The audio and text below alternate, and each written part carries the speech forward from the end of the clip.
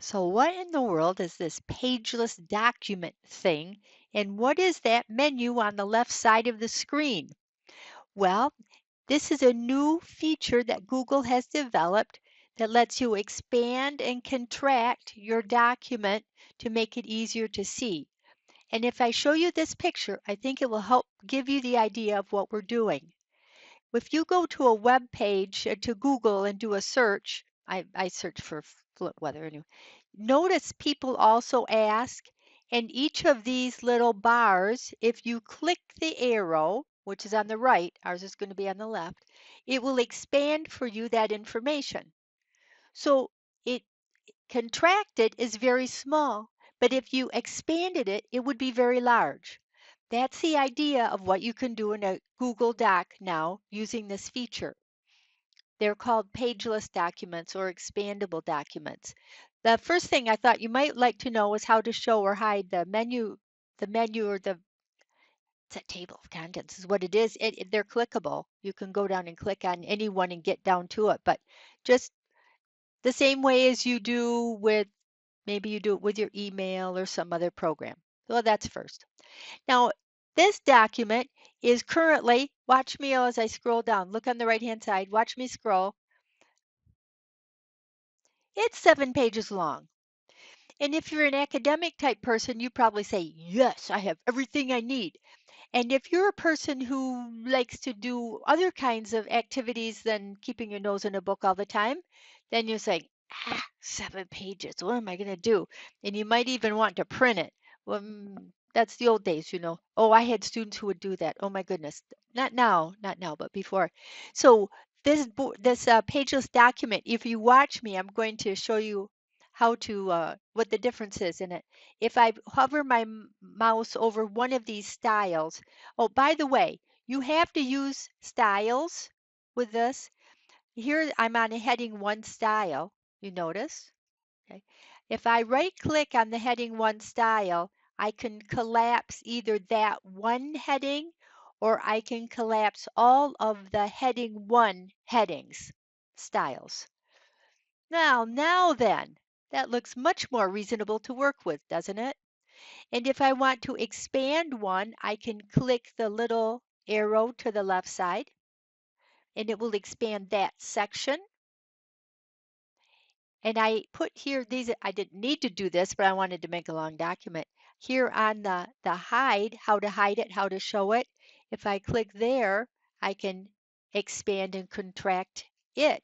And if I right click on that heading 2 style, I can collapse it or all of the headings of heading 2 style. Okay. Now, not to belabor the point, but there's what you can look at the document yourself. Not to belabor the point, but I already showed you how to expand and collapse. And there's a pages format and a pageless format. I'm going to show you how to change it here in just a second. So let's go down to this section and I'm going to expand it. And I'll say, how do you change from paged to pageless?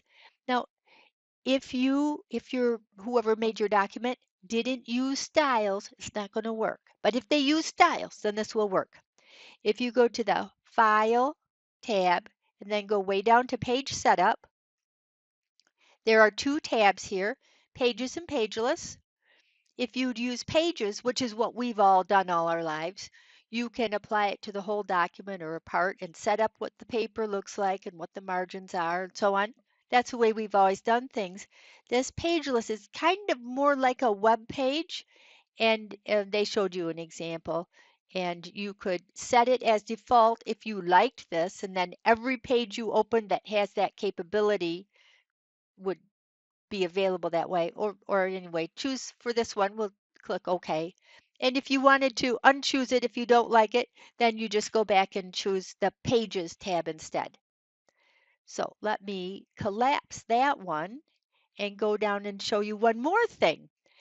You can actually change the width that the text appears on the screen. Why would you care, you might ask? Good question.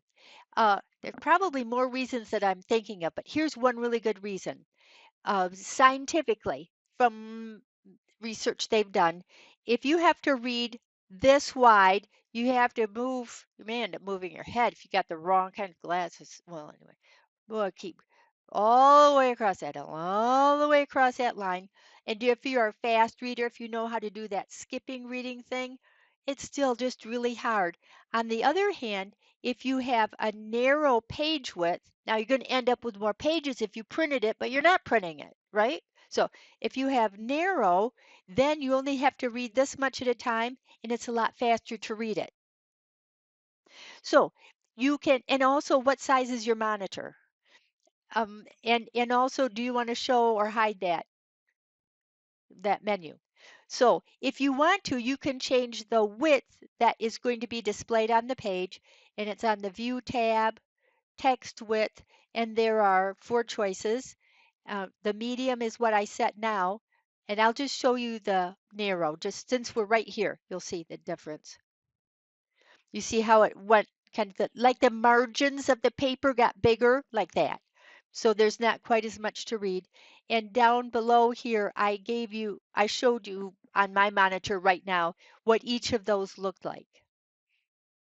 So this is a new feature that you might not have seen before, and it's daunting if you don't know what it is, but now you know what it is, and it should be a cinch. Let me know what you like. You know, what way do you like? Lots of students are going to be able to collapse them better, and one person said, I don't like that. You know, everybody's different, and we're trying to accommodate everyone. So have fun. Let me know what you think. Have fun.